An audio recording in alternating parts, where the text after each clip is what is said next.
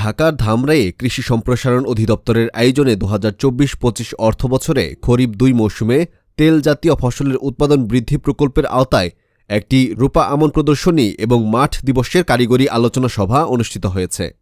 এই বিশেষ অনুষ্ঠানটি সানুরা ইউনিয়নের খাগুড়তা স্ট্যান্ডে অনুষ্ঠিত হয়।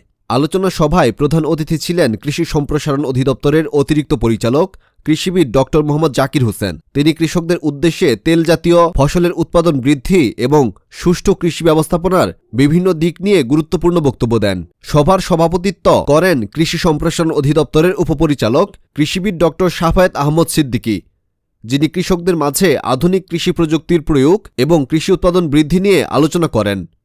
বিশেষ অতিথি হিসেবে উপস্থিত ছিলেন ধামরাই উপজেলা কৃষি অফিসার মোহাম্মদ আরিফুর রহমান, যিনি কৃষকদের জন্য বিভিন্ন সহায়তা এবং উৎসাহ প্রদান করেন। বক্তারা তাদের আলোচনা শেষে কৃষকদের সচেতন করেন যে একাধিক ফসলের চাষ যেমন সরিষা, বুরু এবং রূপা আমন একযোগে একই জমিতে চাষ করা সম্ভব, যা কৃষকদের জন্য বছরে ৩ বার উৎপাদন নিশ্চিত করতে পারে। এতে কৃষকদের আয় বৃদ্ধি এবং জমির সর্বোচ্চ ব্যবহার নিশ্চিত হবে বলে তারা মন্তব্য করেন। এছাড়াও কৃষকদের উদ্দেশ্যে বেশ কিছু টেকনিক্যাল পরামর্শ দেওয়া হয়, যাতে তারা অধিক উৎপাদন এবং ভালো ফলন পেতে পারেন।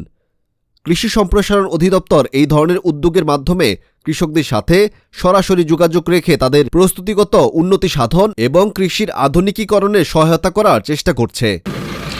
না, আসলে আগে কে ছিল আমি জানি না, বা তার অ্যাক্টিভিটিস কী ছিল সেটাও আমার জানা নেই।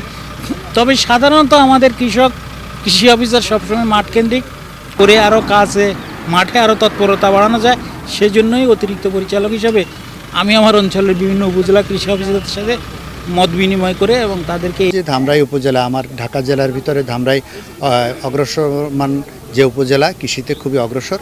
আমরা মনে করছি যে কৃষিকে এগিয়ে নেওয়ার ক্ষেত্রে আমরা প্রথমেই এখন কিন্তু পদক্ষেপ নিচ্ছি যে কৃষিকে যান্ত্রিকীকরণ। হ্যাঁ, কৃষিতে যে আপনারা দেখছেন যে এখানে সমলয় হবে, কৃষি যন্ত্রের ব্যবহারটা যাতে এখন যে শ্রমিক সংকট সেটি কিন্তু কাটিয়ে ওঠা যায়।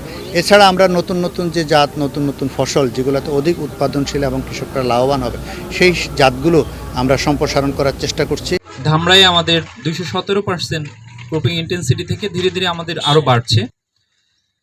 তো আজকের এই যে কৃষাণীবৃন্দ আপনারা যারা উপস্থিত আছেন, আপনারা জানেন যে বর্তমানে আমরা চাচ্ছি আমাদের খাদ্যর স্বয়ংসম্পূর্ণতাকে, দানাদার খাদ্য সহ অন্যান্য খাদ্যে কীভাবে স্বয়ংসম্পূর্ণতা